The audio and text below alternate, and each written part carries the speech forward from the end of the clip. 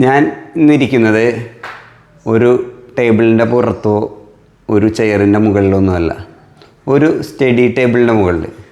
നിങ്ങൾ ചോദിക്കും, എന്താ സ്റ്റഡി ടേബിളിൻ്റെ മുകളിലിരിക്കുന്നത്? ഇത് എൻ്റെ വീട്ടിൽ പണിത ഒരു അലൂമിനിയത്തിൻ്റെ സ്റ്റഡി ടേബിളാണ്. സ്റ്റഡി ടേബിൾ പറയാൻ കുറച്ച് കാരണങ്ങളുണ്ട്.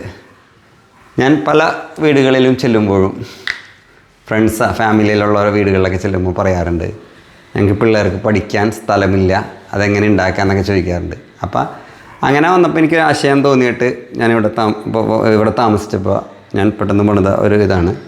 ഒരു 6 വർഷം മുമ്പ് പണിതതാണിത്. ഇതിൻ്റെ മുകളിൽ ഉപയോഗിച്ചിരിക്കുന്ന മെറ്റീരിയൽ ഞാൻ ആദ്യം പരിചയപ്പെടാം. ഇതാണ് ഹൈലൻഡ് ഷീറ്റാണ് ഇതിൻ്റെ മുകളിൽ ഉപയോഗിച്ചിരിക്കുന്നത്. ഹൈലൻഡ് ഷീറ്റ് ഇതിൻ്റെ മുകളിൽ ഉപയോഗിച്ചിട്ടുണ്ട്. ഈ എഡ്ജ് ഉപയോഗിച്ചിരിക്കുന്നത് വാട്ടർ ചാനൽ, ജെ ചാനൽ എന്നൊക്കെ പറയുന്ന സ്മോള് ജെ ചാനലാണ് ഉപയോഗിച്ചിരിക്കുന്നത്. ഇത് റിബേറ്റ് ചെയ്താണ് പിടിപ്പിച്ചേക്കുന്നത്. ഇതിൻ്റെ എഡ്ജൊക്കെ ഇങ്ങനെ ഇരിക്കണമെന്ന് വെച്ചാൽ ഇത് റിമൂവബിൾ ടൈപ്പാണ് ഉണ്ടാക്കിയേക്കണം. അപ്പോൾ കുറച്ച് സ്കർട്ടിങ്ങിൻ്റെ അളവ് വ്യത്യാസം വന്നപ്പോൾ കുറച്ച് ടൈറ്റായി. അപ്പോൾ അതുകൊണ്ടാണ് അങ്ങനെ സംഭവിച്ചത്. പിന്നെ ഇതിൻ്റെ ഡോറുണ്ടാക്കിയിരിക്കുന്ന 5mm കിച്ചൺ ഉപയോഗിച്ചിട്ടാണ്. 5mm കിച്ചണിൽ ഇത് അലൂമിനിയത്തിൻ്റെ കോർണിഷ് വെച്ചാണ് ഉണ്ടാക്കിയിരിക്കുന്നത്. അതാണ് സ്ക്രൂസൊക്കെ കാണുന്നത്. പിന്നെ ഇതിൽ ഉപയോഗിച്ചിരിക്കുന്നത് അലൂമിനിയത്തിൻ്റെ ലൂവർ പാനലാണ്. മലബാർ ഫിനിഷാണ് ഉപയോഗിച്ചിരിക്കുന്നത്.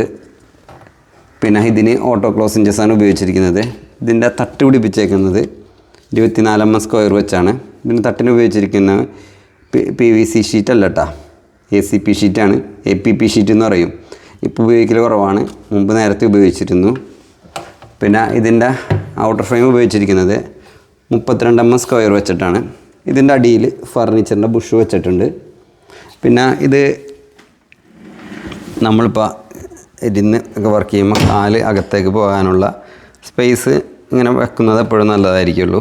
പിന്നെ ഇങ്ങനെ കുറച്ച് അകത്തേക്ക് മാറ്റി വെക്കുകയാണെങ്കിൽ നമ്മളിങ്ങനെ ചെയറും ഇരുന്ന് കഴിഞ്ഞാലും നമുക്ക് നമ്മുടെ കാലുകളൊക്കെ റെസ്റ്റ് ചെയ്യണമെങ്കിൽ സുഖമായിട്ട് റെസ്റ്റ് ചെയ്യാൻ പറ്റും.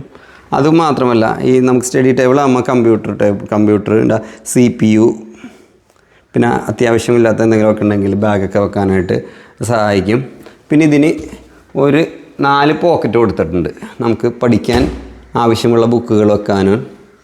പിന്നെ ഇതിന് 2 ഡ്രോ കൊടുത്തിട്ടുണ്ട്, കീബോർഡിന് വേണ്ടിയുള്ള ഡ്രോ കൊടുത്തിട്ടുണ്ട്. അപ്പോൾ ഇതിന് ഉപയോഗിച്ചിരിക്കുന്നത് സാധാരണ ടെലിസ്കോപ്പ് സ്ലൈഡറാണ് ഉപയോഗിച്ചിരിക്കുന്നത്. ഇതിൻ്റെ ഉപയോഗിച്ചിരിക്കുന്നത് ഇത് ഡ്രോ പണിയാൻ ഉപയോഗിച്ചിരിക്കുന്നത് 24mm സ്ക്വയറും വാട്ടർ ചാനലുമാണ്. വാട്ടർ ചാനൽ തിരിച്ച് പിടിപ്പിച്ചേക്കുന്നത്, അതായത് നമ്മളിങ്ങനെ കീബോർഡിലൊക്കെ വർക്ക് ചെയ്യുമ്പോൾ കയ്യിന് ബുദ്ധിമുട്ടില്ലാതിരിക്കാനാണ് ഇങ്ങനെ പിടിപ്പിച്ചേക്കുന്നത്. അതുമാത്രമല്ല, ഇത് കീബോർഡ് ഇങ്ങനെ തട്ടി പുറത്തേക്ക് പോകാതിരിക്കാനും ഇത് സഹായിക്കും.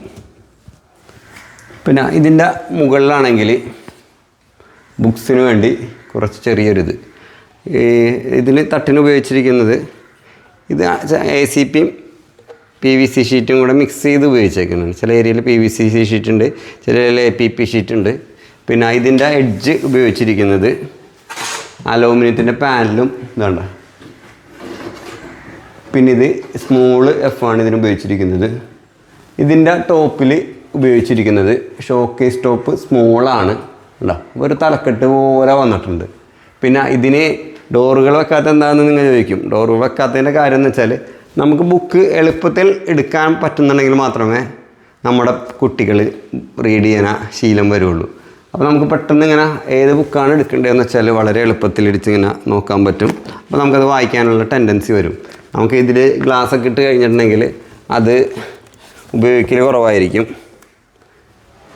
പിന്നെ ഇതിൽ നല്ല വെൻറ്റിലേഷന് വേണ്ടി ഇങ്ങനെ ചെയ്തേക്കുന്നതാണ്. ഇത് പുറത്തുനിന്ന് നല്ല വെൻറ്റിലേഷൻ കിട്ടുക മാത്രമല്ല, ഇതിൻ്റെ ബാക്കിൽ ഉപയോഗിച്ചിരിക്കുന്നത് അലൂമിനിയത്തിൻ്റെ മസ്കിറ്റോ സെക്ഷനാണ് ഉപയോഗിച്ചിരിക്കുന്നത്. ഇതിന് ഉപയോഗിച്ചിരിക്കുന്നത് TSS ആണ്.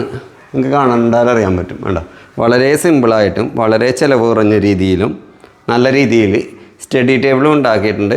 ഒരു റീഡിങ്ങിനുള്ള ആവശ്യമുള്ള ഒരു ചെറിയൊരു ലൈബ്രറി പോലെ ഉണ്ടാക്കിയിട്ടുണ്ട്.